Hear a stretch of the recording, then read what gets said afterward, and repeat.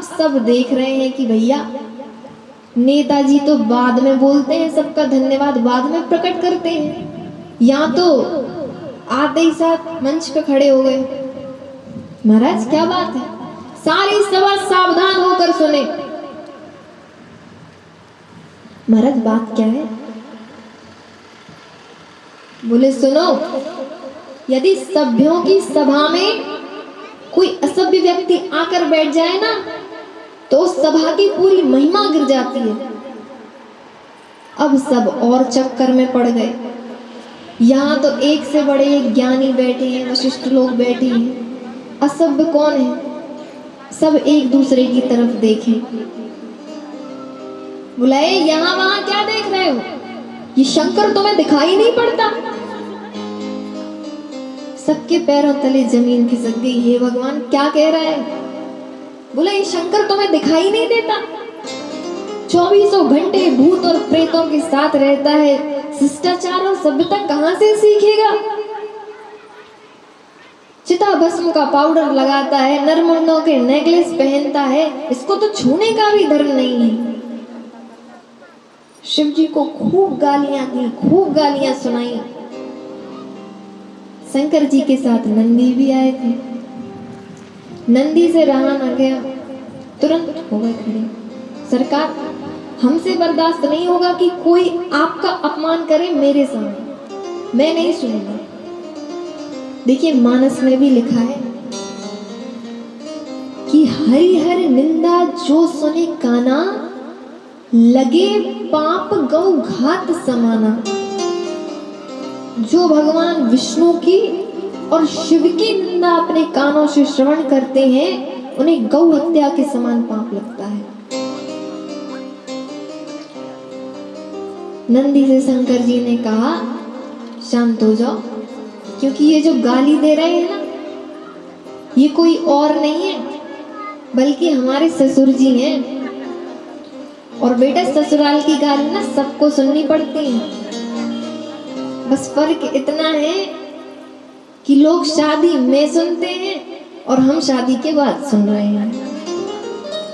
अब आज्ञा नहीं मिली तो बेचारा नंदी बैठ गया। दक्ष गाली पे गाली, गाली पे गाली देता ही गया और अंत में तो श्राप ही दे दिया। मैं शिव को श्राप देता हूं, आज के बाद किसी भी यज्ञ में से स्थान नहीं मिलेगा। अब नंदी से रहा न गया, तमक कर खड़े हो गए। दक्ष, प्रजापति का पद पाते ही इतना अभिमान हो गया?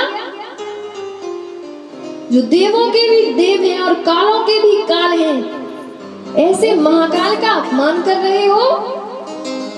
इतना अभिमान?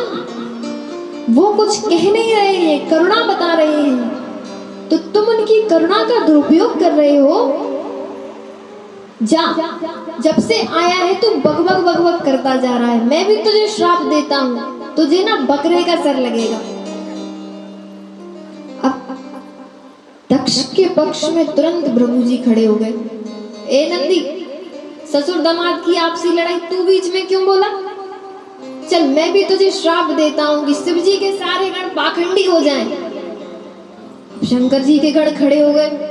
हमसे कह रहा, ए बुड्ढे बाबा, हमें पाखंडी बताता है? हम भी तुझे श्राप देते हैं कि तेरे जैसे सारे ब्राह्मण चाटुकार भिखमंगा हो जाएं।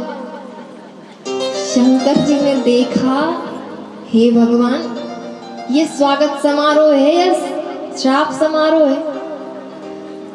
सब एक दूसरे को प्रसाद सब बांटते ही जा रहे हैं। शंकर जी ने कहा अगर यहाँ थोड़ी देर और रुके तो न जाने क्या होगा। शंकर जी गणों से बोले, सुनो शांत रहो सब, चलो अपने घर। और सारे गणों को लेकर के कैलाश चले गए। मामला ठंडा हो गया, लेकिन दक्ष का माथा ठंडा नहीं हुआ। कुछ काल पश्चात बदले की भावना से दक्ष ने हरिद्वार में एक विशाल यज्ञ का आयोजन किया। संसार के सभी देवी देवताओं को निमंत्रण दिया, पर शिव जी को नहीं बुलाया, अपनी बेटी को ही नहीं बुलाया। देखो, सती महारानी से भी नहीं कहा। देवी देवता अपने अपने विमानों पर आरूढ़ होकर के हरिद्वार की ओर जा रहे हैं। अब देखिए, देवताओं को पता है कि शंकर जी को नहीं बुलाया, लेकिन फिर भी अपने अपने विमान उनके सिर से ही लेके जाएंगे। कुछ लोगों की आदत होती है कि दो प्रेमियों में अगर थोड़ी खटपट हो जाए ना, तो झटपट आग लगाने का काम करते हैं। सिर से विमान लेकर जा रहे हैं। आज सती मैया की दृष्टि पड़ गई तो देवांगनाओं से पूछ लिया, अरे बहनों, इतना सज-सवर कर कहाँ जा रही हो? अच्छा, औरतें भी अपना वो तो त्रिया तो में 3 गुण अवगुण है 1000। अरे बहन, हम तो तेरे मायके जा रहे हैं, तेरे पिता ने कितने बड़े यज्ञ का आयोजन किया, तुझे नहीं बुलाया क्या? सती ने सुना, अवाक रह गई। मायके में उत्सव और मुझे नहीं पता, परंतु फिर भी माताओं में तो मायके का पक्ष होता ही है। अपने मायके की बात संभालते हुए बोली कि बहन तुम लोग बस चलो, मैं आ ही रही हूँ तैयार होकर, तुम चलो, आती हूँ। अब सती मैया धर्म संकट में पड़ गई कि निमंत्रण तो आया नहीं, महादेव से क्या कहूंगी। गई, सीधा चरण दबाने लगी आज भोलेनाथ के। भोलेनाथ बोले, देवी क्या हुआ? बोली, स्वामी कुछ नहीं, अब पति की सेवा करना तो पत्नी का कर्तव्य है, धर्म है मेरा। शंकर जी बोले, वो सब तो ठीक है, लेकिन आज आप बहुत ज्यादा धर्म निभा रही हैं। बोले, अरे स्वामी ऐसी कोई बात नहीं है। शंकर जी बोले, कोई बात हो तो निसंदेह कहो। तब सती बोली, अब आपसे क्या छुपाना, ऊपर देखो। शिव जी ने ऊपर देखा तो बोले, क्या देखूं? बोले, ये जो जितने भी विमान जा रहे हैं ना, ये सब आपकी ससुराल ही जा रहे हैं। आपके ससुर ने बहुत बड़ी विशाल यज्ञ का आयोजन किया है। आज तो पूरा संसार आपकी ससुराल जा रहा है। देखिए, अपने मायके की बात बता रही हैं और आपका कर दी जा रही है ताकि शिव जी मान जाए। बोले, पूरा संसार आज आपकी ससुराल जा रहा है। शंकर जी बोले, हमें पता है, यज्ञ के बारे में भी विदित है, परंतु कोई निमंत्रण आया था क्या? अब सती मैया धर्म संकट में पड़ गई, क्या कहूं?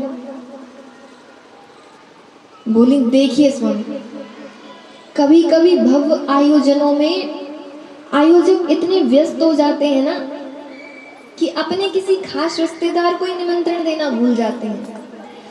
लेकिन हमें बुरा नहीं मानना चाहिए। अगर अपना अधिकार जानते हैं, प्रेम मानते हैं, तो फिर हमें साधिकार वहां पहुंचना चाहिए। शंकर जी बोले, हमें सब पता है, कोई निमंत्रण नहीं आया।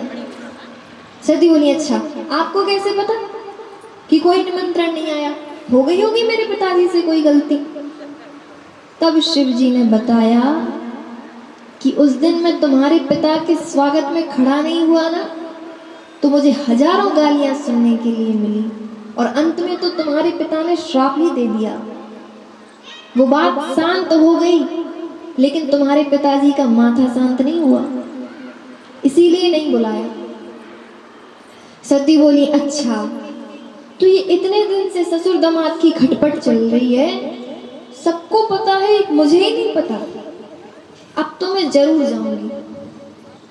यदि मैं वहां नहीं गई तो वहां जो समाज एकत्रित होगा, वहां एक ही चर्चा का विषय होगा कि देखो ससुर दामाद की अभी तक खटकी है, जब भी ना कोई आया वहां से। शंकर जी बोले, देवी मुझे तो उचित नहीं लगता। सती मैया बोली, नहीं हम तो जाएंगे अपने मायके। शंकर जी बोले, जैसी इच्छा। शंकर जी ने कुछ गणों के साथ सती महारानी को भेज दिया। बोलिए सती महारानी की जय। आज सती दक्ष के यज्ञ स्थल पर पहुंची। सबसे पहले बहनें दिख गईं।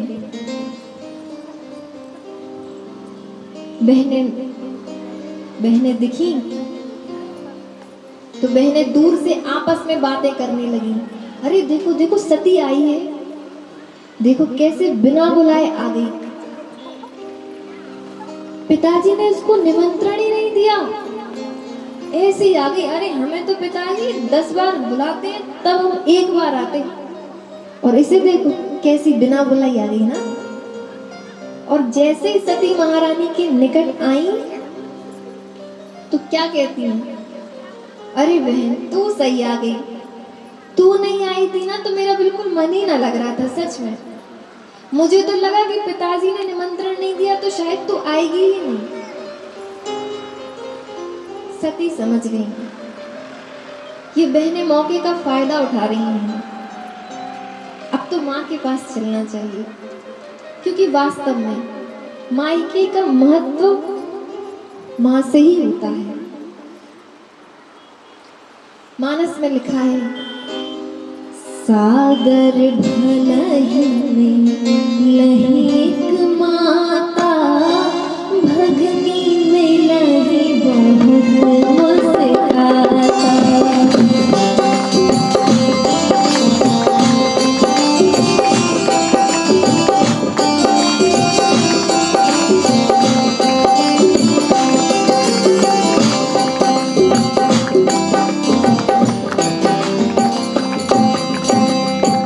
सती महारानी मैया के पास गई और वास्तव में